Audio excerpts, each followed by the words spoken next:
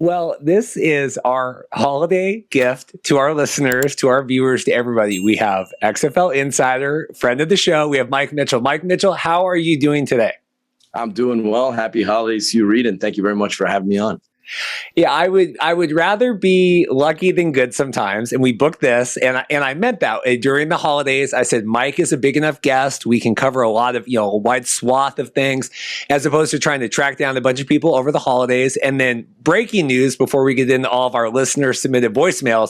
The Rock basically blew up the world today with the announcement of potentially new cities, new teams, so things. So I guess what is your take on Dwayne "The Rock" Johnson's interview today on CNBC before we get into all these voicemails?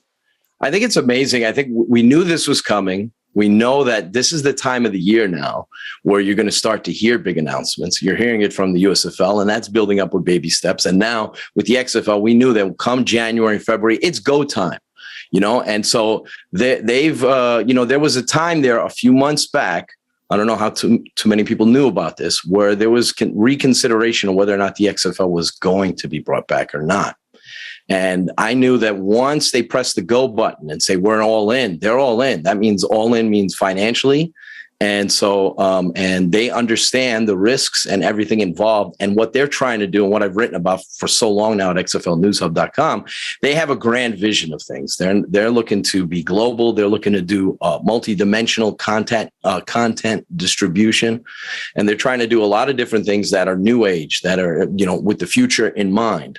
And so to hear Dwayne come out today, which I was, as I was working on intel for this show. And so I was hoping to be the first to let everybody know that an announcement was coming on their TV partners, emphasize partners, broadcast partners. So Dwayne going out there on CNBC and telling everybody that within the month, 2 months, they would be releasing new teams, new cities. That's another thing I've chronicled for quite some time over at XFLnewshub.com.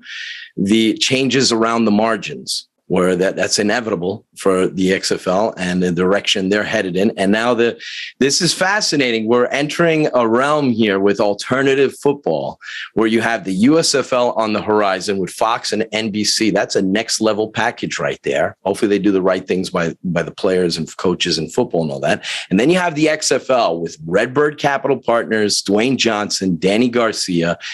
There's a lot of egos involved here, Reed. These people are not used to failing and don't want to fail. Eric Shanks is a heavyweight. And Fox, because of the XFL, interestingly enough, Fox snooped around purchasing the XFL out of bankruptcy in 2020. They eventually didn't. Obviously, we know the story now. Redbird, Rock, Danny did. But Eric Shanks is a heavyweight. Fox is a big deal. They see the opportunity. They saw the success of the XFL. They think spring football is viable. They're going in. And Shanks is not used to failing. Fox is like I said, they're a heavyweight in the industry, and Shanks is as well. And then you got The Rock and Redbird Capital and Danny. And, we see the success that The Rock has had in his movie career, in his Terramana, Tequila, and everything else that he's attached to is successful.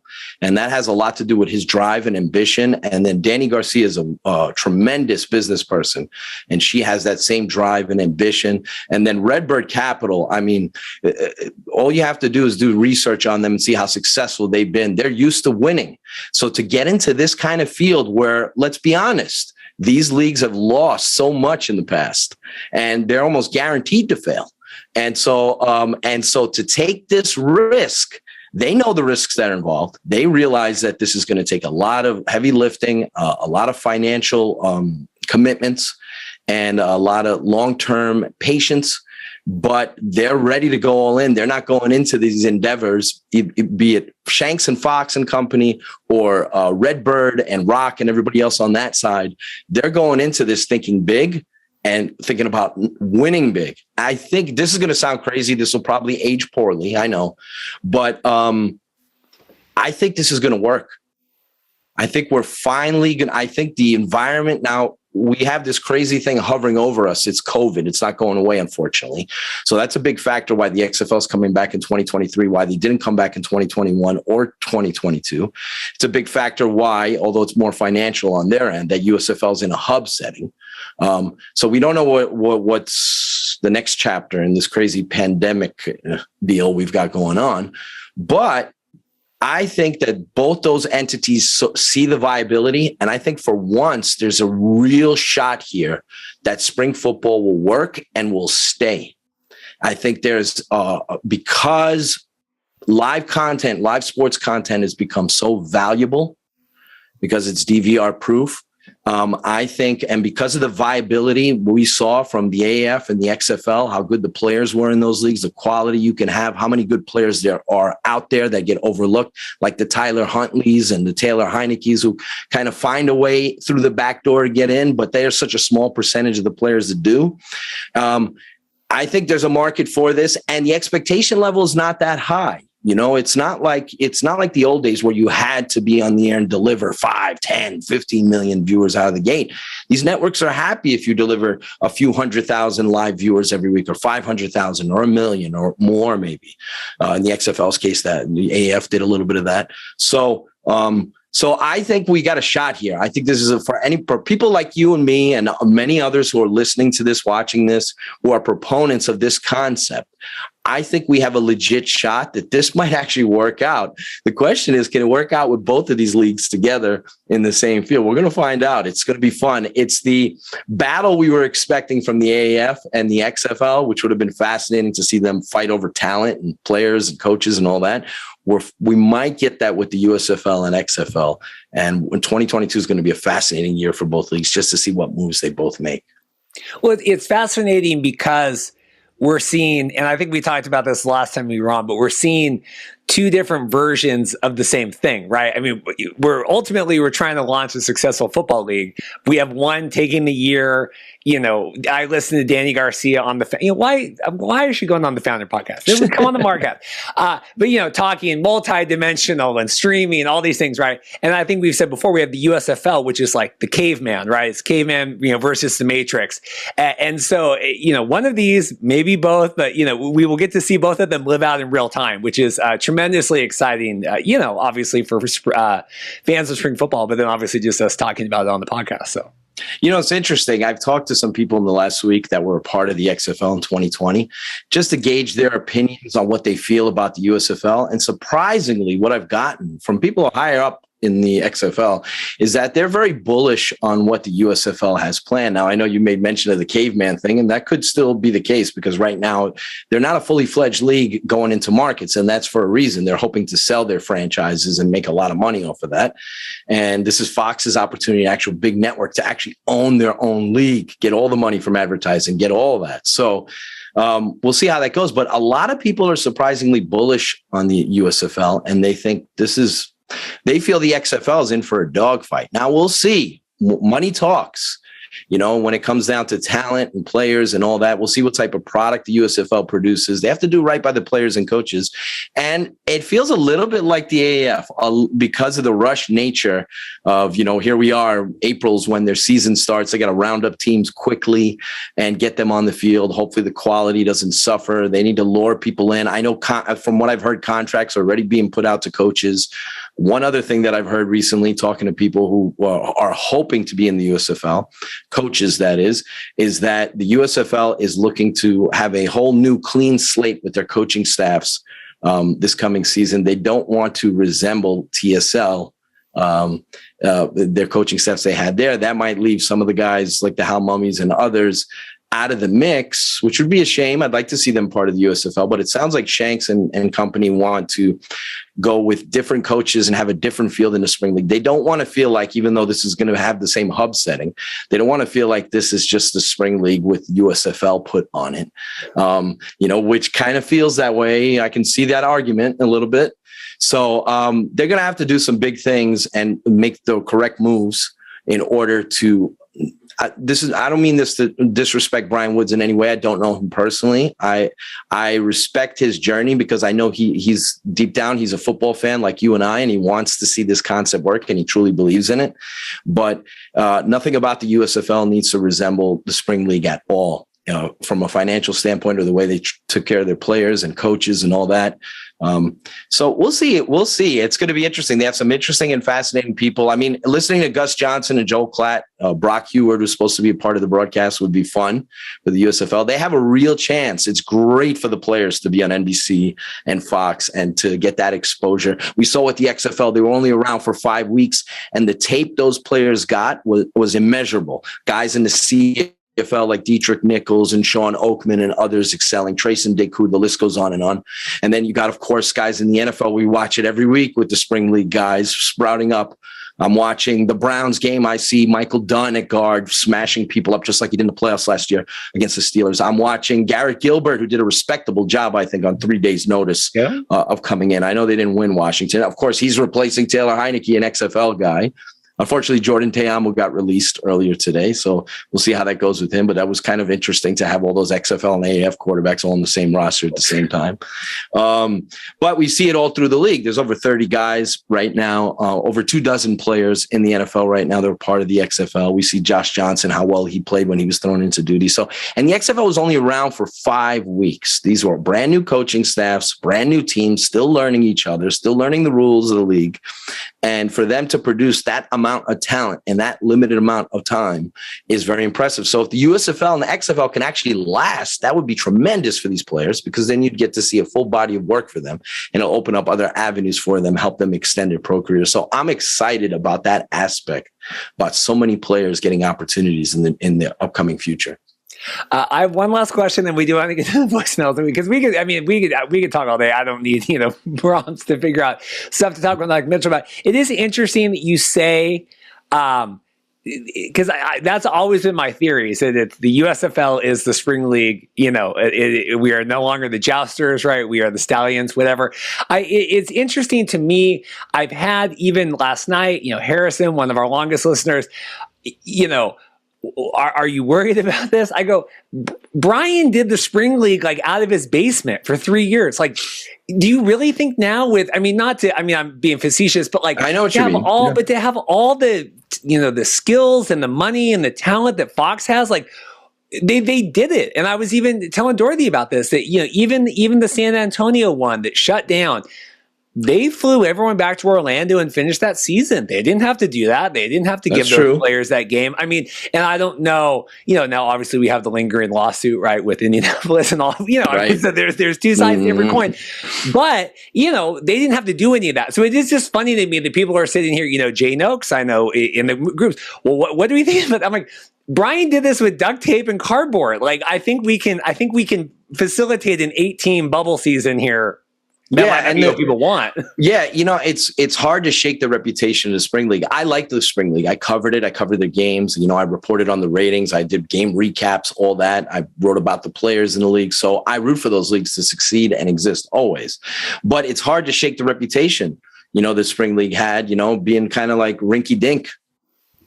And so, but you have to, because Fox is involved with Eric Shanks, and I know somebody who was involved in the early stages of the XFL back in 2018, before people really knew about, the Oliver Luck hires and all that stuff, Doug Whaley's and Optimum Scouting. I know somebody who's assisting, I can't mention who that is, but is assisting the USFL at the moment, higher up guy, marketing guy. And he's getting involved because he believes in Eric Shanks' vision here. And it's no secret, and it's really easy to read the tea leaves on this one, why Fox is starting, with baby steps, because a lot of these leagues, they bleed so much money in the early going that they drown immediately. So they're trying to not go all in at first, spend hundreds of millions of dollars, and then see no return in sight. They're trying to make sure that they can cut expenses early on and build up their profit margins with sponsors and all that, selling franchises, all that. It's an unique strategy. Start small, build big. It could work. And, the only reason you don't doubt it is because of Shanks. If you're thinking about, I hate to say it this way, but if you're thinking about the Woods aspect, it's understandable why some people would have trepidation and say negative things about it lasting. But you got to keep thinking about the Fox aspect of this. You have to think about how successful Eric Shanks has been in his field. He hasn't run a league before, but you have to respect that aspect of it. And this is a little bit of a different animal. Hopefully it's a completely different animal, but it's a little bit of a different animal than the spring league was. So it's going to be fascinating. I'm so excited that there are all these strong entities and corporations that believe in this concept, and they're willing to try to make it work. And so, because it looked for a while after the AAF died, and then unfortunately the XFL with COVID, that perhaps this concept could be dead for a long time unless the NFL decided to run their own spring league, which they did way back when, with teams in Canada and everything else. And that didn't really work out for them, but maybe 2021 is a different time frame for all that. But anyhow, I'm happy that, I understand the Jay Noakes and other people who have doubts about it. And I get it. You have to prove it first. A lot of these leagues still have to prove themselves. Let's face it, Reed, even if, we hear the broadcast partners with the XFL, even if they announce coaches and players and all that, and we get all excited about that, even if they get to the field and start playing games, we're still going to be sitting there going, fingers crossed, these guys, hopefully they make it through the year and hopefully they stick around. So until we see that, we have to see that first with the USFL, with the XFL, before we completely believe it. But I'm excited that they're going to try. I love it that they're getting up to the plate and they're swinging for the fences. Go for it. Did you say that there was a time when they weren't going to go forward with the XFL again? Was that buried in your first answer between a little bit 2021 and now? Or sure. I'm not saying that they weren't going to move forward, but there was consideration. There was a time frame where they considered whether or not they were going to move forward with the property. There wasn't a time frame where they said we're not.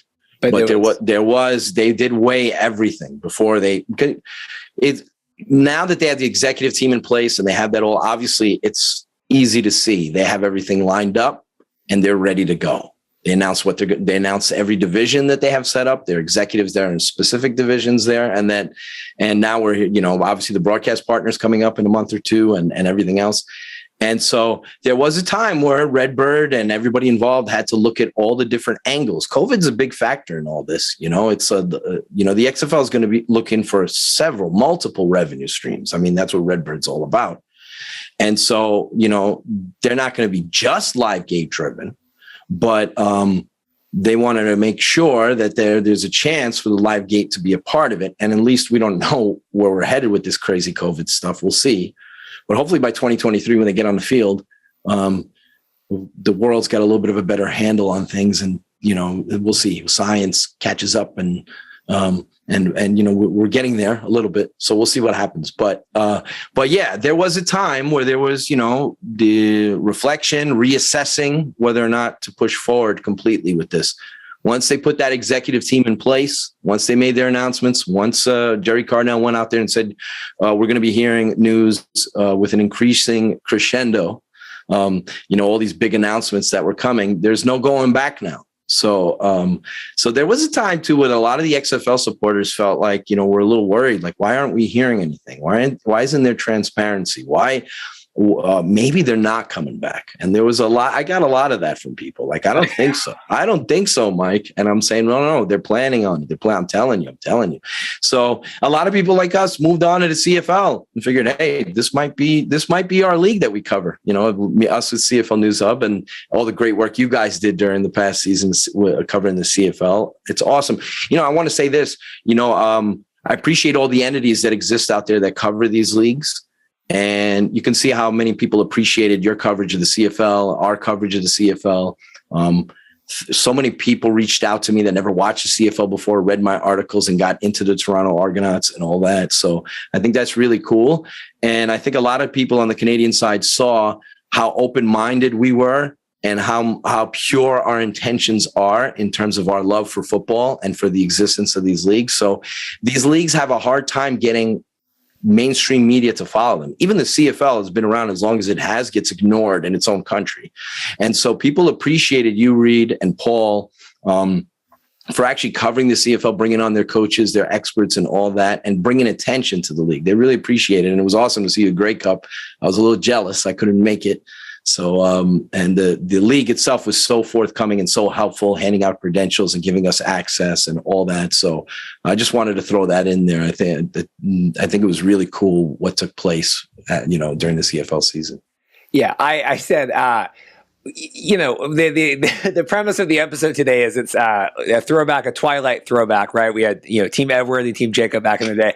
And so I said, are we Team XFL or are we Team USFL now, right? I think that Jacob would be the XFL, right? Like the new hotness, right? He's coming on, and you have Edward, right? So the USFL coming back, the vampire, right? I mean, I thought it worked pretty well. But that was the thing that killed me about all this CFL stuff is I'm like, all the stuff that you guys have gotten for years about you're not the NFL, you're NFL light, you're not like it's all the same. I don't want to go down this too much right now, but but it's all the same, right? And even people that are like, well, I don't want the USFL. We have listeners, right? Well, I don't want that to succeed, or we don't. I'm like, or I want alternate football, but not that way. And you're like, well, these are jobs for players and coaches and staff and concession workers and stadium people and marketing people and social media people. I mean, these are a lot of people involved in this, right? And so, just because you want it the way the XFL is doing it or the way the USFL is doing it, I mean, ultimately, this is just giving spotlight to the players and the staff and the coaches that are trying to work and get tape. So, right, and that's why we root for these leagues. We root for the CFL to be successful and to be popular and exist. I've been a fan for decades.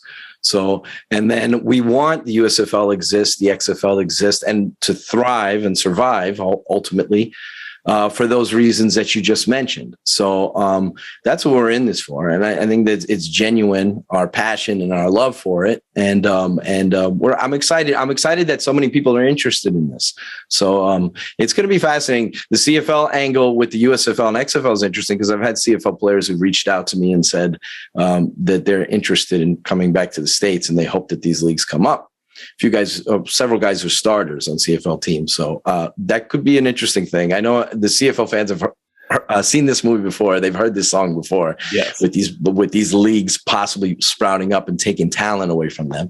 So they've seen how that movie's ended before, but it's a viable thing to look into the future in terms of whether or not the USFL and XFL could take away some talent from their league, So, the ratio prohibits a lot of Americans from going to Canada to begin with or making Canadian rosters. So if a USFL and XFL are viable and exist, that's going to be another avenue. That's good for players and coaches, by the way. I know if you're waving a flag for one of your chosen leagues there, maybe it's not so great for you, but it's great for the players and the coaches to have those options. And hopefully they spring up and they're strong. So we'll see. All right, enough preface here. We're going to get this is the long promise. Now I'm going to tell you, Mike, we have 12 voicemails. Okay, don't be overwhelmed. I love it. I will be here as long as you want to be here. Let's do it. I understand that you also have time. So I just want you to keep that in mind in answering some of these, right? Just keep in mind there's right, because we could talk, we could do 10 minutes on each one. So I just want you get what I'm saying. So what we're going to do, and at the end, we're going to play all the voicemails, we're going to answer them, and then you are going to pick a winner, and we are going to, they get to their choice of USFL merchandise from the USFL shop. Not the $60 crew shirts that are overpriced, but like the ugly beanies or the sweatpants, right? Or like it looks like a dreidel. So we're going to give that at the end. So we're going to answer. So pick the best question. It doesn't have to be the best. It's up to you. You decide. Ooh. So they get to be mad at you. So we're going to play these. We're going to go first off. This is a longtime listener, Kyle. Kyle's going to start us off, and then we'll roll through these. We'll see how we do. All right. Hey, what's going on, guys? Reed, Paul. Hope you guys are having a great week. Happy holidays to you guys as well. Great idea for letting us ask a question to Mike while he's on the show. Hopefully this is going to make the air because I got a great question for him. So, Mike, if you're listening, all spring leagues, whether it was the AAF or USFL or XFL, a lot of these leagues have this persona of being a developmental league, a league where players can showcase their stuff, whether they're young players or old players, basically giving players another opportunity, And we've heard it in the past through interviews, where players will talk about the opportunity that they've been given to help bring them to the next level without actually saying the NFL. It's often looked at as if they're meaning, hey, we're given an opportunity here. Hopefully they can make it to the NFL. So my question to you is this. Do you think the XFL can change that persona for the players? For the players to not necessarily want to come to the league to make it to another level, but to come to the league and to remain in the league, and to showcase their capabilities, from within the XFL, So do you think the XFL is going to be able to change that? Let us know what you think. I would also add coaches as well, right? Players and coaches. Sure. Maybe one. So Absolutely. thoughts on that? Great question by Kyle. I'll say that if the XFL or USFL can actually last and be around for 5 or 10 years, you'll get to the point where players in college will actually aspire to be in the XFL and USFL. These entities haven't been viable long-term options in the past. So the avenue has always been, let me just get to the NFL. And there's no question, at the end of the day, these leagues are by default developmental leagues.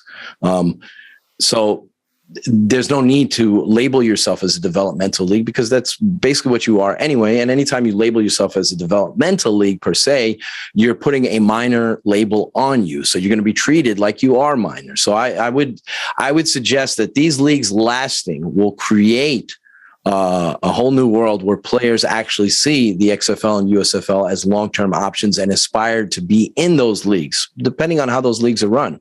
If the XFL is an innovative, fun league, great for players, coaches, pays well, players will aspire to be in that league. These leagues need to be around long enough for that to become a reality. When they're in the early stages, you're not paying like NFL teams pay and all that. So, you got to remember that only 1.9% of all college football players make the National Football League. So you're talking about over 98% of college football players that never get an opportunity to extend their pro careers mostly in the United States. So, there's going to be a lot of players that will love to see these leagues survive and thrive. And you have to get to that point first. You get to that point, then we'll live in a reality where college players aspire to be in the XFL, USFL, or whatever. Also pain, right? Like we said, talked before, pain. And Mark, I think, has said on his podcast, that he's heard, and maybe he has heard through you, whatever, that the USFL is going to offer hopefully competitive, right? Pay. It's really hard though, right? I mean, that was the big thing with the XFL. The one thing I thought was so interesting in Danny's interview with the founder was they were asking, and she goes, well, Dwayne, went to the NFL, couldn't cut it. Went to the CFL, couldn't cut it. And then if the XFL would have existed, he would have gone there. I'm like, you are really setting up your hierarchy of where, I thought that was a really not a good soundbite. You know what I mean? Of well, you couldn't make it here and you couldn't make it here, but we're going to be that third string. I did think that was worrisome. Yeah, I guess she was going through the history of what The Rock went through, right? But I think I'll say this, if the XFL was around when The Rock didn't make it into the NFL, he may have considered the XFL, depending on what kind of league it was. If it was just in a startup where they weren't paying much and all that, and they weren't unsure about what channels or what networks are going to be on, who's backing it, all that. If the XFL was a viable entity when The Rock didn't make it to the NFL, I think there's no doubt that he would have stayed in the States. So I guess I get the wording and the way the pecking order worked and the way she was saying it, because she was just going through his history. But and I know CFL fans might get angry with me at this, but I think if the XFL is around and exists, there are going to be players that consider the XFL before they do going to Canada. So it depends on pay. It's that's the bottom line at the end of the day. But if you have an opportunity to play in the United States on ABC, Fox, NBC, all that, to have NFL scouts actually come to your games. If you're playing an NFL style game that more translates to the National Football League, then you'll see more players decide to play in the States with the XFL and USFL and all that. All right, we got one. Richard, for real. Richard Humphrey here coming at you. Hey, Marquez, this is Richard, better known on Twitter, Richard for real. I heard that you had Mike Mitchell on the show. So the question I have for today is that, do you think that the USFL or the XFL can get former NFL players to be the coaches? And when do you think the USFL is going to start doing a drafting? And do you think the timeline that the XFL is doing, that they had showed, are they really going to keep their word, or you think it might be, just a ruse? Thanks. Richard, that was like 8 questions, but I appreciate that. I love it. I love Richard, by the way. He's a great follower of these leagues and does a great job. I like his idea of players turned coaches. That's a little bit of outside the box thinking. As we've seen with Deion Sanders, he's made quite an impact on Jackson State and FCS schools and bringing attention to that. And I would love to see, some contrast with the XFL coaches or USFL for that matter, because I think sometimes a lot of these leagues have a lot of the same, I hate to use the term retreads, but they have a lot of coaches that are older legacy coaches that have been out of the loop for a while that are looking to get back in. And I think there's value to those types of coaches too, but you'd like to see different play calling, some new fresh thinking, just as a contrast there. So I wouldn't mind, way back when Isaac Bruce tried to be a part of the St. Louis AAF team, and that would have been interesting. We've seen now the Eddie George and the Deion Sanders and what they're doing. Deion especially, he's done such a tremendous job. You see him getting the top recruits in the nation now to come to his school. So that's awesome.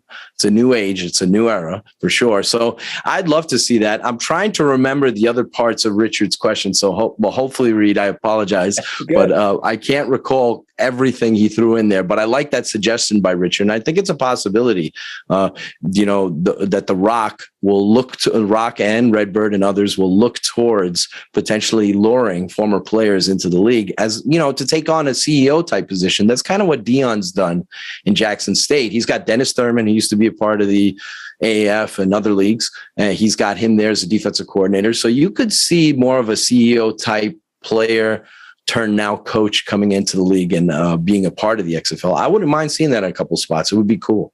You were talking about retreads. I was trying to find my Jerry Glanville sunglasses. I don't know what you mean when you talk about, but it's like some of these coaches coming back again.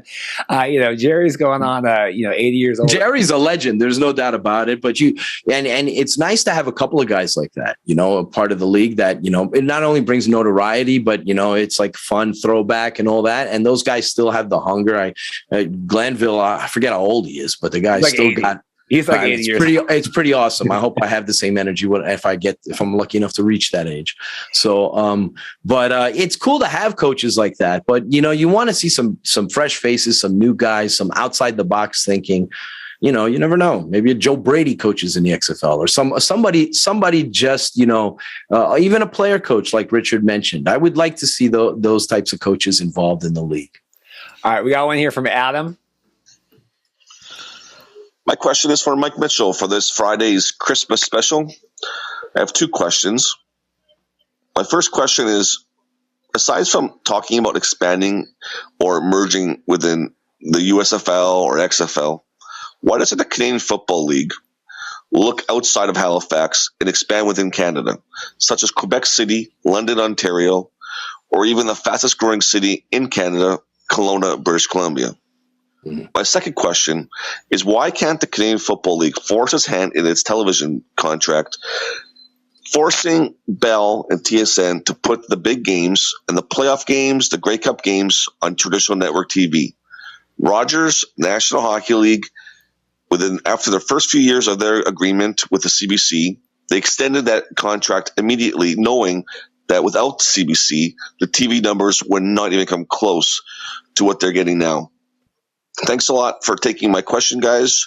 Merry Christmas, Happy New Year, and all the best. So we have CFL expansion, and then we have, why doesn't CFL get more money for their TV ratings, to boil it down? I got to tell you, it was a very intelligent question there by Adam. Happy holidays to you. Thanks for giving me that. I agree with both sentiments there. You need to expose your product more. So why would you limit it to pay services and all that? You want your biggest games, your playoff games, your Grey Cup on free television. I'm totally in agreement with that. Why would you limit that? As far as expansion goes, that's part of the problem with the CFL is they're only a 9-team league, right? And then so when you look at it, they limits their profits. So it limits so the more teams, the problem is you add on expenses when you expand. And you have your fingers crossed that your new ownership groups can deal with handling all the finances and resources that you're going to need. So I think they do need to expand. You don't want to go too crazy, but adding a couple of teams in those areas that Adam mentioned makes complete sense for the CFL. I'd love to see them go to 10 and then eventually to 12. and then go from there. The league has to be strong enough in its foundation to be able to handle expansion. They can barely right now, they're talking about revenue sharing, and basically you have a few teams that are making a lot of revenue for the league that would have to hold up the other teams that you would think in the big cities would be making the most money in the league. And so it's kind of a strange dynamic that the CFL has going there, but hopefully their new revenue models will help them expand and grow. The business model has been flawed for quite some time with the CFL. That's nothing new. I'm not saying anything revolutionary there. Anybody who looks into it, does research on it, can see that. And so they need to do a better job as a league on the whole. They're so live gate driven, but that's like a 1985 model. We're in the year 2021. So they really need to, work on fantasy football, continue to work on gambling, and continue to broaden their horizons and not be so limited in their thinking. And so that's kind of the story there, but that's how I feel. That's a great question, Adam. Love it. Yeah, you can't have 10 teams. You gotta have even. You gotta have even divisions. You can't have 5 and 4. I don't do. I agree. This long-time listener, Zach Feudo. I can never pronounce that. Hey guys, I just wanted to know if you were involved with any of the 3 leagues today. Just pick one. Knowing everything that we know, what would you say to make sure that your league is the one that succeeds over any of the others? So basically, back to the question. Thank you, Zach, very much. Zach's a long-time listener. If you had to pick a dog in this fight, right? Obviously we try to cover this unbiasedly as possible. But if you had to pick a dog, USFL, XFL, CFL, what do you feel the strongest about here moving forward in the next 5 years? Ooh, that's an excellent question. So Zach and I tag team. I like it. It's a good tag team. Thanks, Zach, for the question. If I had to pick a dog at this moment, I would say the CFL. If I had to pick a dog for the future, I would say the XFL. With the USFL not far behind because of the Fox aspect. Because it's tough. I think all 3 have potential. I know this sounds like a diplomatic answer, but I think all 3 have potential. The CFL has been around for a long time. The quality of the product on the field is excellent. I've always felt that way. I've always enjoyed the CFL. So I don't see issues there. I see issues on the business end for them. So whether or not they can wake up and make the right moves, that remains to be seen. There are a lot of flaws to the CFL's game off the field. The XFL, I have a lot of faith in Redbird Capital and Dwayne Johnson and Danny Garcia. So that's a good bet. And the USFL has a chance. They're just starting out. So you can't measure up to a league that's been around as long as the CFL has. But I think all 3, it sounds crazy and sounds foolhardy on my part, but I think all 3 can be viable. If I had to pick one, CFL now, long-term XFL. We kicked around a lot of ideas in all these merger talks. I still think the CFL, XFL, mega 8-team league, I still believe that was the best of anything we came up with, was the cross-continental, North Division and the South Division and all that stuff. We have one from, now, the service that we use taps out your voicemails at a minute 30, and Donald Mitchell used every single second of his minute 30. I think he gets caught up at the end of this. But Don, is he related? Is he related to me, Donald? This is interesting. Possible. He brings all this up in the question. Good morning, Mark Haas. It's the 21st of December, so happy Winter Solstice Day. You guys do a fantastic job covering the CFL and all the other leagues. For Mike Mitchell, this is your long-lost cousin, Don Mitchell.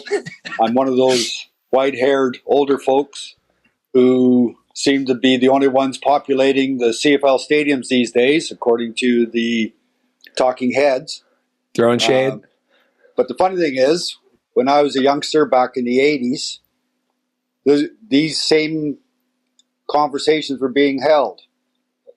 Too many old white-haired guys in the stands, scoring's not good enough, play is inferior, on and on and on. So, in your mind, is the CFL in any worse danger than it was pre-2000 than it is now post-2000? And what is your thoughts on this idea of changing the rules? Personally, I think the rules are just fine. We just need to allow our players to play and offensive coordinators to get a little more brave. Love your show, guys. Keep doing what you're doing, and I will see you in Regina for Grey Cup 2022. And we officially booked our Airbnb for Regina. So there you go, Don. What do you think about that change in the rules? Haven't got your thoughts on the 4 downs and all the other stuff that came out from Grey Cup. I'll jump into that, but does Donald get excluded from winning this contest because he's related to me? Is it one of those like friends and family? You know, you work for McDonald's Corporation, you can't win Monopoly, right? I like it. Yeah, that's true. I like his opinions there. Good job, Donald. As far as the CFL, the way I look at it, people tend to look at this from a negative standpoint. I tend to look at it from a more positive. I think there's room for growth with the CFL. I think the CFL already has a nice base. It just needs to get to the next level. And it has nothing really to do with inferior play or all that other nonsense. To me, the play wasn't inferior this year. There were reasons why maybe scoring was down. You know, you had a 2-year layoff. These teams weren't together for a long time. You had all the COVID issues that happened. I do agree with him. He made a point towards the tail end there. I think the play calling needs to improve. I think there needs to be a little bit more innovation involved there. I think more teams in the CFL need to consider going for it on 3rd down, especially when they're near midfield and entering into territory there. I think as far as 4 downs, 3 downs, it would be fascinating to see what the CFL game would look like with 4 downs. Just maybe I'm a glutton here and I'm a little bit of a troublemaker. It would be interesting if the CFL had their own developmental league. It'd be fun to see them implement that and just to see what it would be like, what it would look like. But personally, I would keep it as 3 downs. I do have a pet peeve here, and I have discussed this in the past with guys like, shout out, by the way, to Ben Grant from X's and Argos. It's a wonderful podcast that covers the CFL. I discussed this with him in the past, and perhaps I'll get some heat for this. If I had to choose one thing, I'd keep the dimensions, all that. I would move the goalpost to the back of the end zone. And for several reasons. Number one, CFL teams have issues in the red zone. They have a lack of variety on plays. You're not going to run any mesh plays into the post. It takes longer for players to clear that goalpost area, so that plays take too long to develop because of that obstruction in the end zone. I understand that this would move field goals back, but you'd have more teams going for it. So instead of trying for teams right now in the Canadian Football League, if you get stopped on the 40-yard line, it's a 47-yard field goal. But if you move the goalpost to the back end, it's now all of a sudden a 60-yard field goal. They're not going to attempt that. So I understand that creates that. It's also a player safety thing. Not only does it open up play calling in the red zone, but it's also player safety thing having that there. So, and then from a visual standpoint, I think if you move the goalpost to the back end, it would look so beautiful. It would open up that end zone and really show off the great 20-yard end zone that the CFL has. Could you imagine? I hate using the "what if this was in the NFL" excuse, but could you imagine if in the NFL they had 20-yard end zones?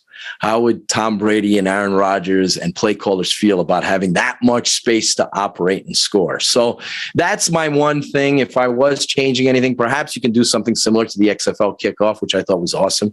But from a player safety, from a scoring standpoint, you saw it in the playoffs, how teams struggled, particularly so with Toronto against Hamilton, how teams struggled in the red zone area scoring and how limited people were there. And I think play calling is a big factor. Like a lot of the CFL coaches need to be more aggressive and go for it more on 3rd down. I think you'd see more scoring in the league and more excitement, more drama.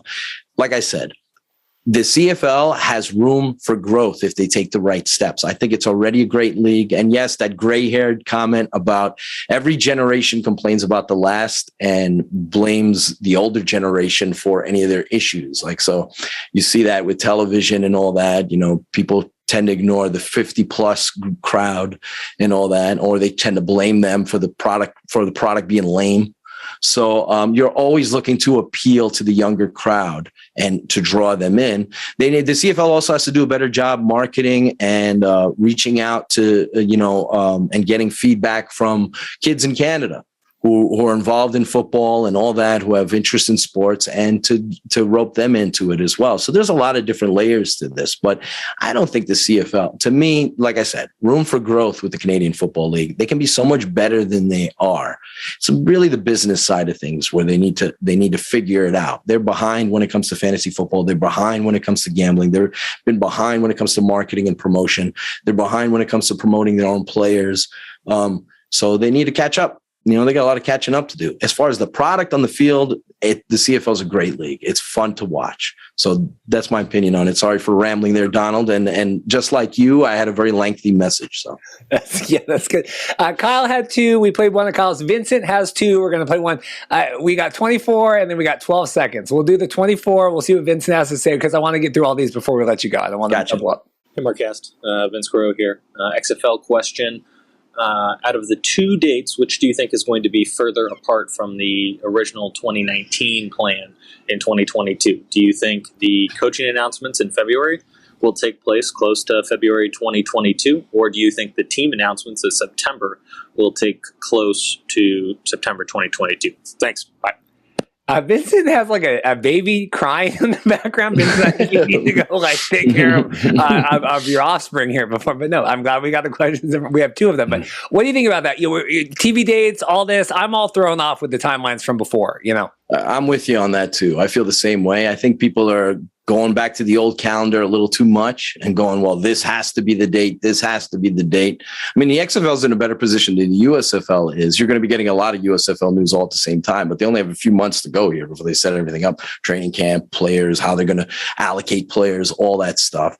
The XFL has more time. I don't stick to specifics. We know now, at least from what we saw with the meeting at Redbird, that the league's planning showcases in June. You'd have all your coaches and everything lined up by then, all your teams announced by then. So you're not going to move forward with player showcases without all your teams being established. Like you heard from The Rock today, we're going to be getting the teams and the city names and the team names and all that coming up very shortly. We're talking about January, February. And by the same token, we'll get the broadcast rollout and layout and what that's going to look like. That's going to be fascinating. And then from there, you'll start to see them hire coaches and everything. As far as specific dates, the timeline we all know is February's kickoff, right? So in 2023. So they got a year, and Rock mentioned it today on CNBC. They got a year and change to get that all set up for kickoff. And there's going to be a lot of news as far as when it is, March, April. There'll be plenty of it. People remember, if you follow the XFL back then, it took a while for all the coaches to get hired. I remember when they only had 3 or 4 coaches hired and people were like, wait a minute, but what's going on here? Who's going to coach in St. Louis?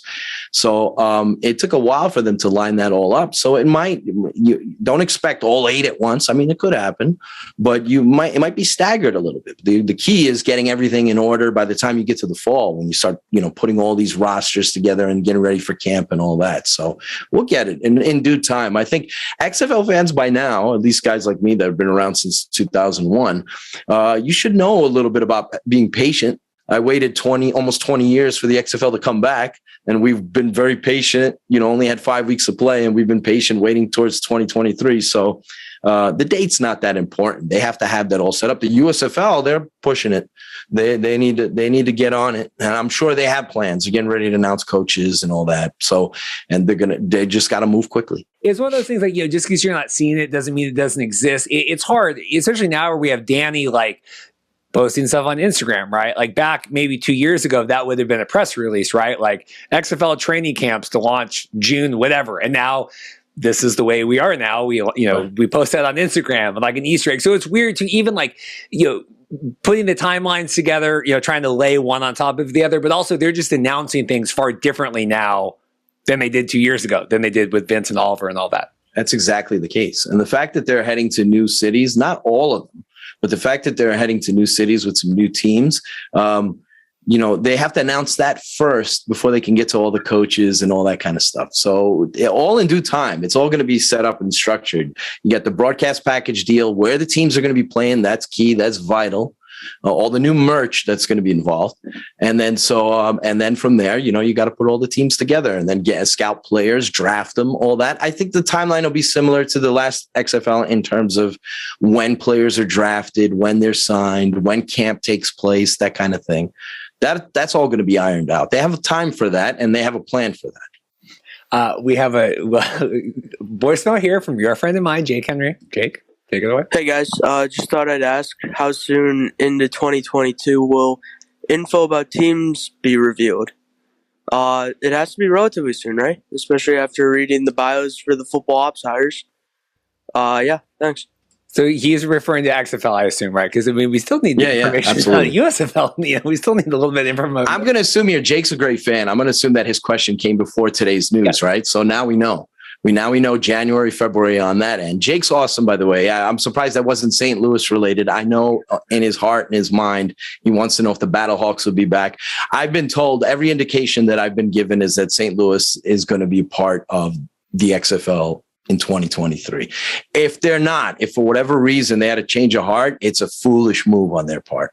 And the XFL, I was surprised that the USFL didn't journey into, to be honest with you, St. Louis and San Antonio. That would have been a direct shot across the bow, for lack of a better term.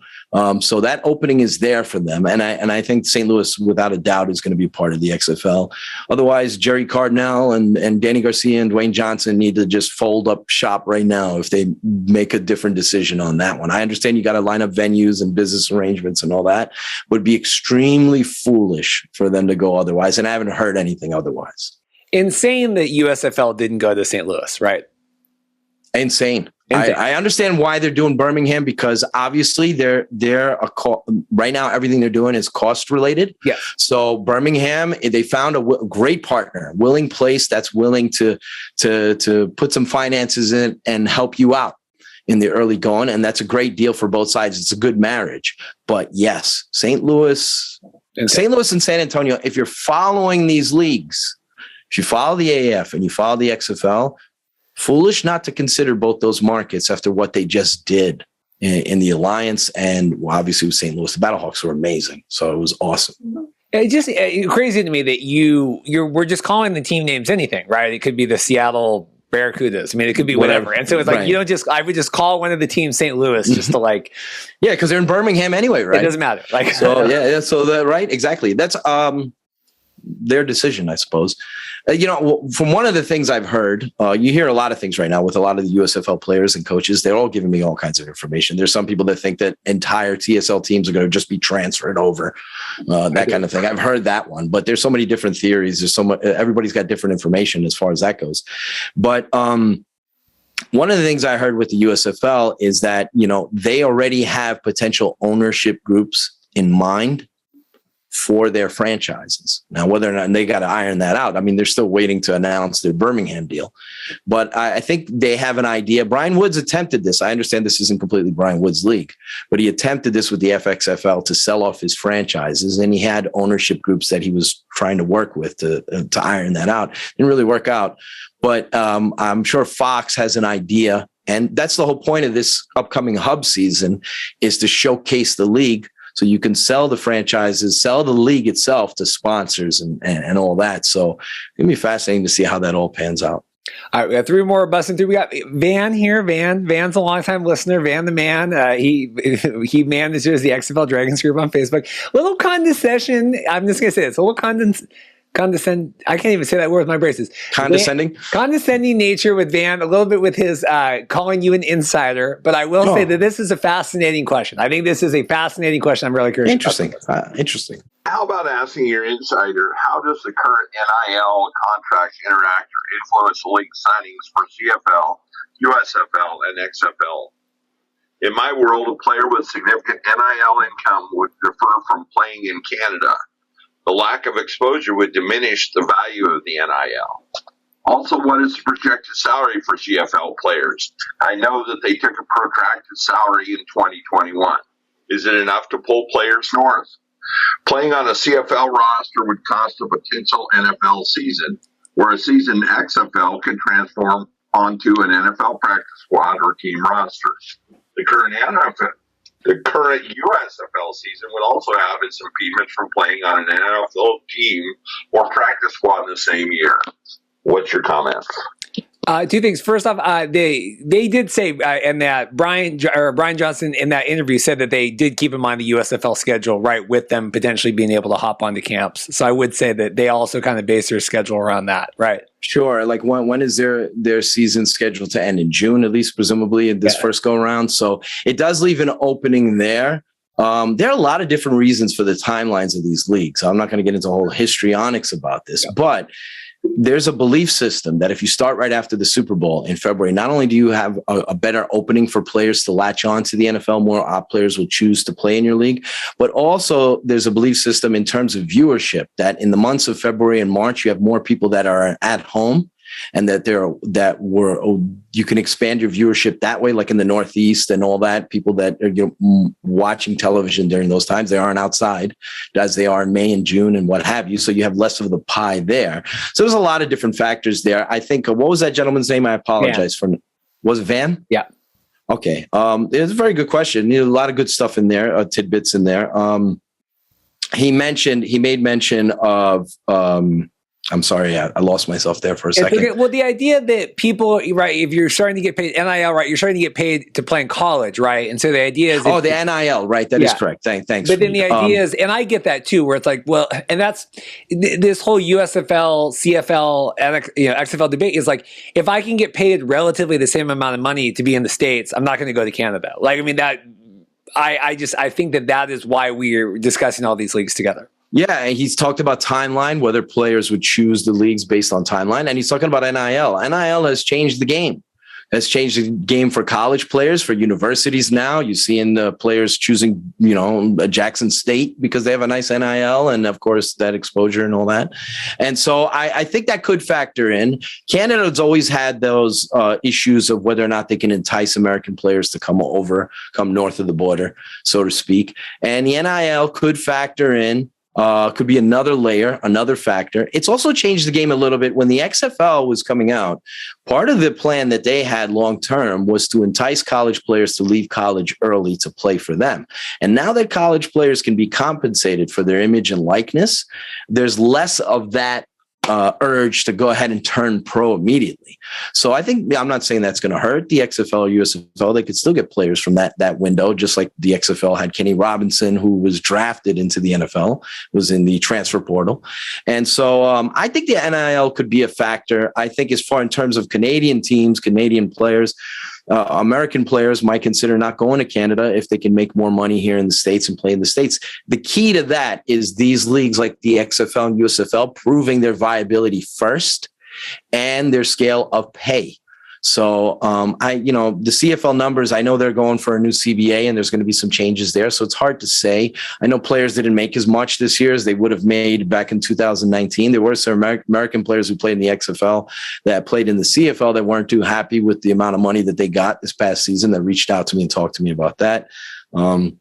As for the insider thing, notice, by the way, this isn't about me, but I don't label myself as an insider. I'm a pretty humble guy. I'm uncomfortable. Anybody calling me an insider? I'm lucky enough to get any information on this stuff. So I just brought it up there with a player, brought me some information there. But I think the points there by Van are very interesting ones. The timeline, whether or not, we're thinking about that whole NFL thing, whether guys will consider playing in the XFL rather than USFL because of the timeline, whether the guys will consider playing the XFL rather than the CFL because of the timeline. That's certainly possible. Like I mentioned briefly there, February and March are 2 months that a lot of these leagues get started. I know the weather's a factor, but weather's also a factor in terms of people being at home, because come spring months, April, May, June, July, people are out and about on their summer vacations and doing their thing. So anyway, it's the whole CFL. People don't watch in the summer because they're farming and they're on their vacation homes, and then they come home. I've heard all of that. Were you saying that the player was upset that they went from the XFL to the CFL, weren't getting paid enough, or went from the CFL? Yeah, from the XFL. And then, mind you, now it wasn't like the XFL was breaking the bank there,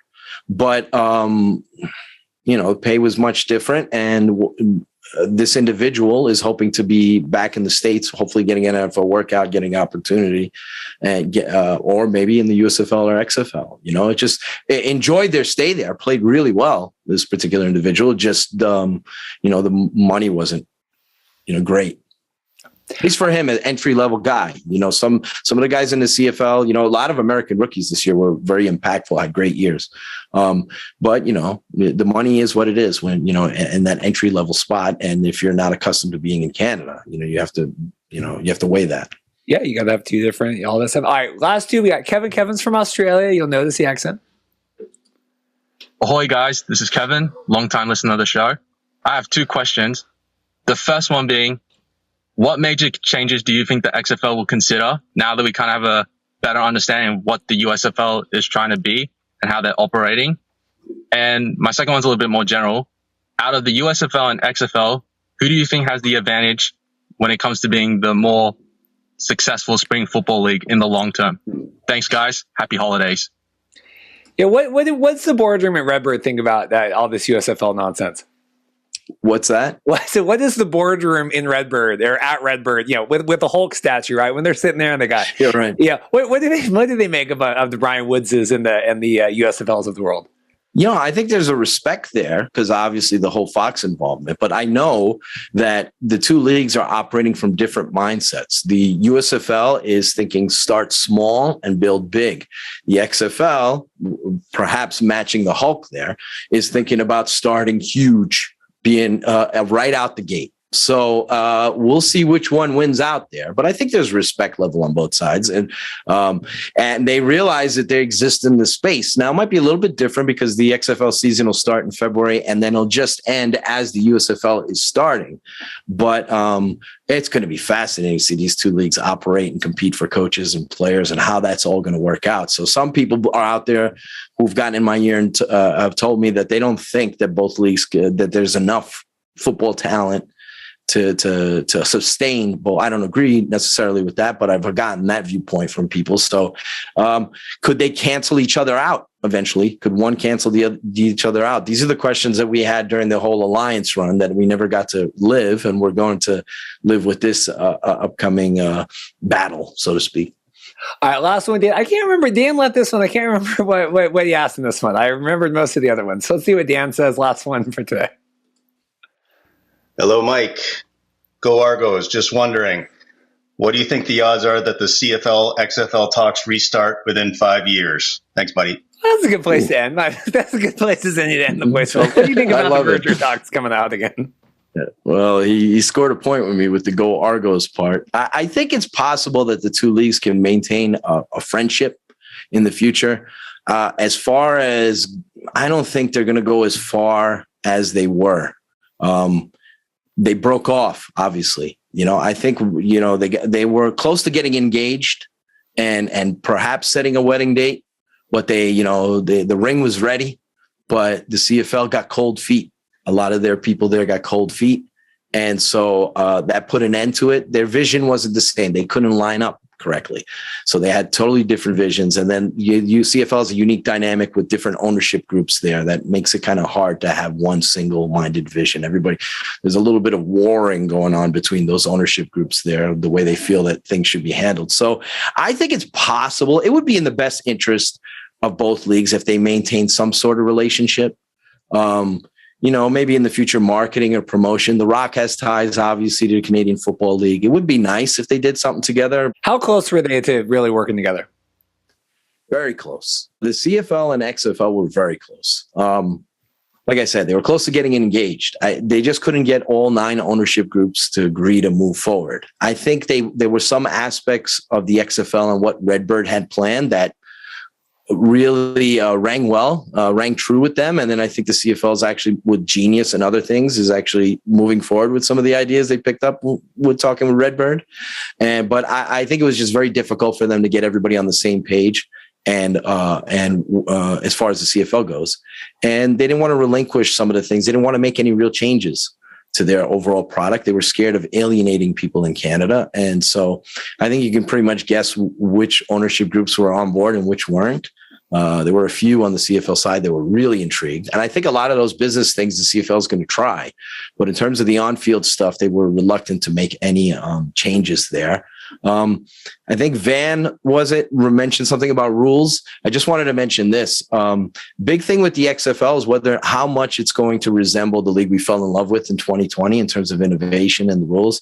And one of the big issues that I see with XFL 2023 is that hopefully they can capture this, is the omission of not having Sam Schwartzstein on as far as being part of their brain trust for the rules this coming season. I'm not saying that the people that the XFL hired aren't fully capable of working on technology and strategy and innovation and analytics and all that. They certainly have a strong team they put together, but I think Sam Schwartzstein did such a phenomenal job and put so much care and thought into the XFL and the rules that it's a shame that he's not going to be a part. I do know that there are some people within the USFL that have interest in Sam Schwartzstein. It's not everyone there, but that would be the person I would look towards bringing into the fold, into my executive team if I was running one of these leagues. But obviously I'm not in that position. But I just want to mention Sam, who did a phenomenal job with the XFL rules and his innovations. And it's a shame that he's not going to be a part. It looks like it at this point, unless there's some kind of change. It looks like that Sam Schwartzstein's not going to be a part of the XFL in 2023 or in 2022 as we move towards 2023. Last question for me. CFL, XFL, we just had the voicemail. You've written in the past NFL, XFL, right? With the Danny had the Easter egg and all that. A higher chance of which happening in the next 5 years? I think there could be relationships with both. I think the NFL one could be a stronger one in terms of marketing and promotion. You got to look at you got to look at Redbird Capital and who they have connections with. And they have connections with the NFL, with NFL players as far as association goes, and with NFL partners, broadcasting, streaming partners, all that. And you look at Kevin LaForce and Jerry Cardinal and their relationships with Dallas Cowboys and others. I think it's a strong possibility. And I know that this is something that's on the table for them to work with the NFL in some capacity. To get the stamp of approval from the NFL would be fascinating. Being on NFL Network or any of that stuff would be fascinating. We saw that with the AAF. So I think there's a chance that the XFL could remain friendly with the CFL and do some promotion here and there. But I think that ship, you never know what could happen. But I think that ship has sailed for them to have an alignment, so to speak. And I think there's a better chance of the XFL having some sort of arrangement with the National Football League, whether that be marketing, promotion, otherwise. I don't know necessarily that it would be some type of developmental league, because as I mentioned earlier in this conversation, these leagues are developmental leagues by default anyway, because it gives NFL teams the opportunity to see players that, they haven't had the opportunity to see on with their teams getting game action. So the XFL affords these players that opportunity. So I think it's funny if the XFL were to work with both the CFL, and you want to be good partners in this landscape. I mean, nobody needs to go to war with each other. So it'd be cool if these leagues would be partners with each other. I've seen the suggestion of the USFL working with the XFL. I think that's funny. I mean, anything is possible. But yes, I do think that the XFL could do something with the NFL. I think that's probably more likely than the CFL part of it, at least of any significance. In March 2030, I'm going to do an oral history of the CFL-XFL talks. I think wouldn't that be fascinating? We'll do a 2-hour documentary. We'll have enough time will pass. We'll talk with everyone. We'll do the oral history with Mike Mitchell starring. And we'll do a talking head. We'll do the whole thing. We'll do a 30 for 30 of the rise and fall of the CFL. Who is winning the merch? And I have to let you go. This has been forever. I don't know how long we've been on this call, but thank you so much for your time. I'm sure everyone is very appreciative. We have Kevin the Australian. We have Van. We have Dan, Jake Henry. Vincent, I'm trying to think of people that haven't won gifts before, right? Kyle has won something before. Richard, for real would be a good one. Richard's a long time. Zach's won things in the past before. Zach, you've won things in the past. So who are we voting tonight before we go? I would say Vincent. I would say Richard for real, or I would say Kevin. All right, that Kevin has gotten stuff from Australia. Or Dan. Who do we got? As much as I want to pick Donald because of the namesake and the Australian accent guy was awesome. I forgot his name. I'm sorry. Kevin, was it? Kevin, great question, by the way, Kevin. All great questions. I'm going to give it to Richard. I'm going to give Richard a shout. He's such a loyal follower and supporter of these leagues. And such an awesome guy who has awesome opinions. And he listens to your work, reads my work, and he's just awesome. I'm glad people like him exist in this space. So, what are we giving him again? What are you giving him again, Reed? Richard? You DM me. You get your choice of merch from his USFL shop. So there you go. You get your Generals beanie or get your Stallions. I want some sweats. I think we get Richard O for real and some of those awesome sweatpants he had. But Richard, send me a DM. We're connected on Twitter. Mike Mitchell, thank you so much for your time. Truly doing the Lord's work. I don't know how long. Max is messaging me. He's like, "Are you still talking with Mike right now?" Yeah, still talking with Mike right now. So thank you all so much again. Merry Christmas, Happy Kwanzaa, Happy New Year, Happy Holidays, and all that stuff. Thank you, Mike. Thank you, Reed.